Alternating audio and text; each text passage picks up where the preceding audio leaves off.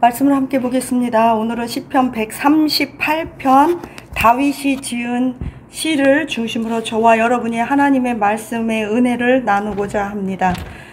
시편 138편은 비교적 다른 시편들보다 굉장히 짧습니다. 8절에 되어 있는 건데, 이것은 저자가 다윗으로서 다윗의 인생의 후반부에 지어졌다고 우리가 보고 있습니다. 후반부에 다윗의 인생은 전반부 고생하고 버림받고 중반부에 한번 쫙 피치를 올려요. 그러다가 이 인생의 후반부에는 사정없이 꼬꾸라집니다. 그게 다윗과 밧세바의 사건을 축으로 막 다윗은 그의 인생, 개인적 인생, 가정, 자식, 정치적으로 나라 모든 것이 곤두박질치고 꼬꾸라지고 있는데, 특별히 이 시는 무엇보다 압살롬 그의 아들이 이제 왕권을 두고 반역을 일으키고 난 바로 이후에 그가 지었던 시입니다. 그렇기 때문에 이 짧은 8절의 내용은 저와 여러분이 두 가지 측면에서 함께 은혜를 나누기에 충분한 가치가 있다고 생각합니다. 첫째는 다윗이 왕으로서 굉장히 그 나라가 흔들리고 내각이 흔들리고 정치적인 불안정과 주변의 강대국으로 인하여 많은 압박이 왔어요. 둘째, 그의 개인적인 굉장한 절망, 아들을 잃어버리고 왕권은 다시 찾았지만 결국 가정은 박살나고 사랑하는 아들, 내 아들 압살롬아 하는 개인적 절망 속에서 다윗이 하나님 앞에 부르짖고, 또는 그러면서도 여전히 찬양하며 하나님을 신뢰한 이 내용을 봤을 때, 오늘날에도 시대와 시대를 가르면서 많은 시간이 지났고 시대가 지났지만 저와 여러분이 직면한 상황은 전혀 변함이 없다는 거예요. 138편에 보면 1절에 이런 말을 해요. 나 다윗이 진심으로 하나님께 감사하는 것은 많은 신들 앞에서 내가 여호와 이름을 찬송할 거래요. 복수입니다. 신들, 신이 아니에요. 이방신을 말합니다. 주변에 강대국이 굉장히 많았어요. 늘 이스라엘을 괴롭혔던 블레셋은 말할 것도 없고, 아수르부터 시작해서 바벨론, 늘 그들을 괴롭혔던 민족들이 있어요. 그들이 섬기는 서다한 신들, 복수, 이방인의 신 앞에서 나는 여호와 앞에 감사하며 찬양할 거래요. 많은 정치적인 통치, 그가 왕으로서 압박을 받았어요. 강대국으로부터 외교적인 압력에서 그는 신앙의 절개를 지키고, 여기에서 그는 고난과 회복의 시기에 하나님 앞에 이런 찬양과 감사로 그의 고난을 뚫고 나가는 것입니다. 그가 막 압살롬에 의해, 그의 아들에 의해 왕권이 흔들렸다는 게 주변 나라들에게 소문이 안 났을까요? 났어요. 조롱당해요. 야, 너 그게 뭐냐? 그랬을지라도 그는 여전히 2절에 보니까 내가 주의 성전을 향하여 예배하고 주의 인자하심과 성실함으로 말미암아 주의 이름을 감사합니다. 왜냐하면 하나님의 말씀을 모든 사람들보다, 모든 왕들의 이름보다 높게 하셨기 때문입니다. 다윗 그러면 전쟁하는 자, 예배하는 자, 쫓기는 자, 간교한 자, 내지는 집착적인 자, 자기 남의 아내를 빼앗는 자, 마치 야곱과 같은 자, 내지는 그는 어떻게 보면 성공한 자, 그러나 곤두박질 친 자, 망한 자, 그럼에도 불구하고 그는 여전히 하나님을 사랑하는 자. 피와 눈물과 땀으로 뒤범벅이 된 인생인데 우리와 같다는 거예요. 그래서 실수 안 하고 상한 어떤 사람보다, 아리마대 요셉보다는 오히려 저한테는 인간미가 있어요. 아주 인간미가 있어요. 왜냐하면 우리의 모습과도 같기 때문에. 그런데 다윗이 이런 고백을 해요.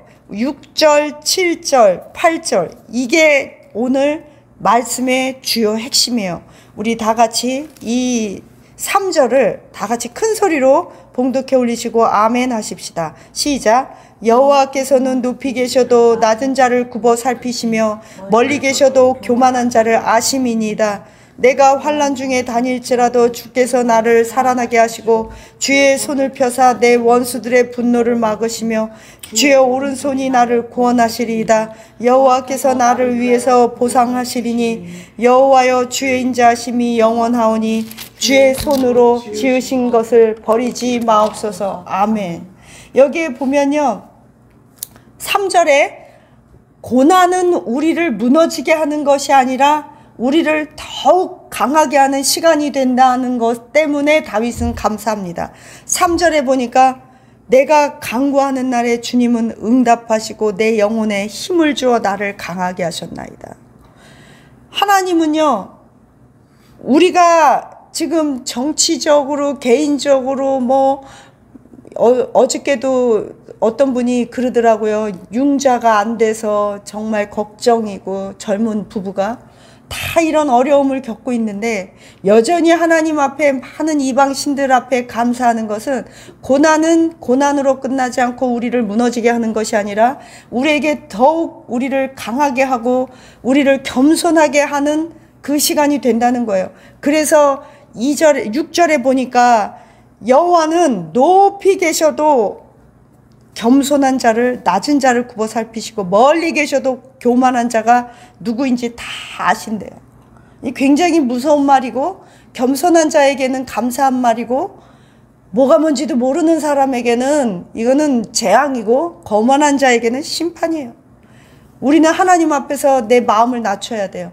그건 열등감이 아니에요. 그거는 나를, 겸손이라는 것은요, 나를 낮추는 게 아니라 하나님을 높이는 거예요.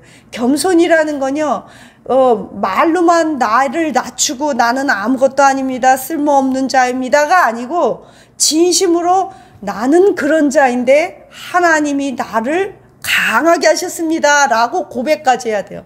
진실로 겸손한 건요, 남을 높여주고 존중해주고 예의를 지켜주는 거고요, 자아 존중감이 있는 거예요. 열등감과 겸손은 틀려요. 오만 자만 거만이 있어요. 아무것도 할 줄 모르면서 막 할 수 있다고 자기 착각하는 거 오만. 자만은요, 그냥 자기 자신의 수준이 평가가 안 되는 거예요. 늘 내가 남들보다 더 낫다 생각하는 거. 거만은요, 자랑하는 거예요. 모든 게 하나님의 은혜라고 생각 안 하고. 하나님은 이렇게 우리를 겸손한 자를 기억한대요.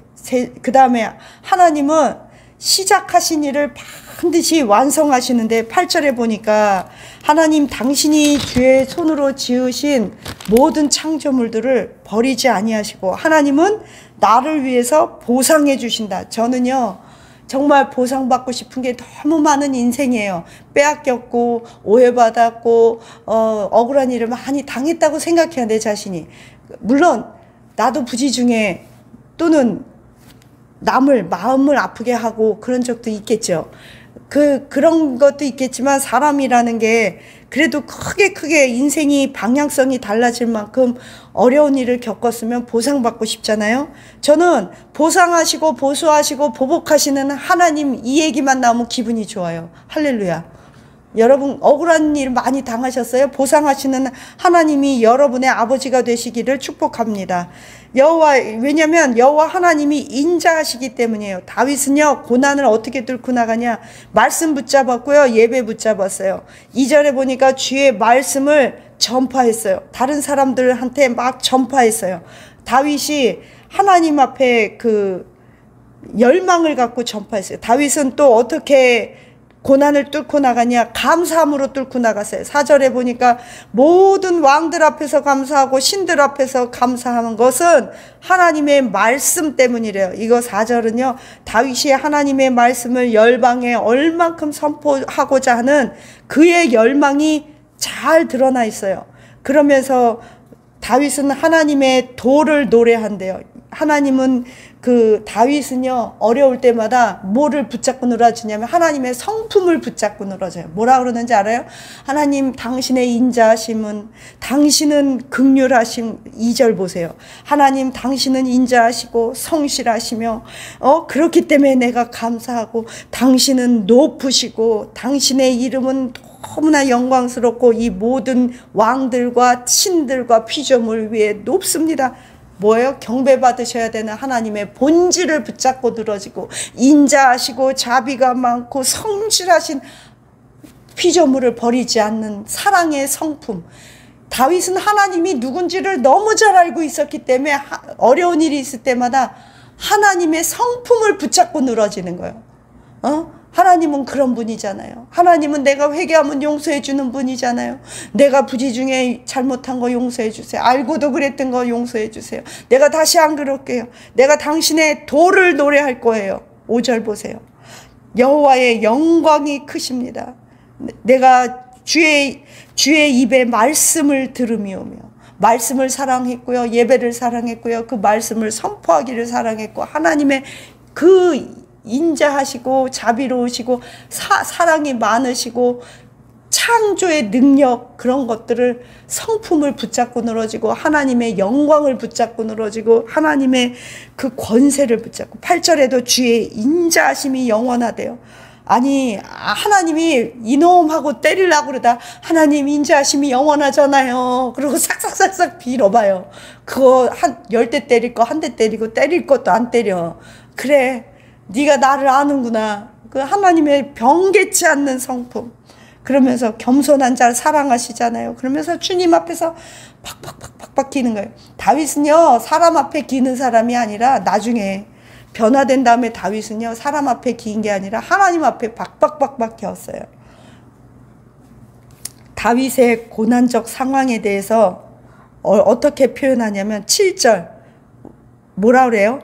내가 환난 중에 다닌대요. 아니 길거리를 가는 자체가 환난이야. 숨 쉬는 자체가 환난이야. 누가? 다윗이요.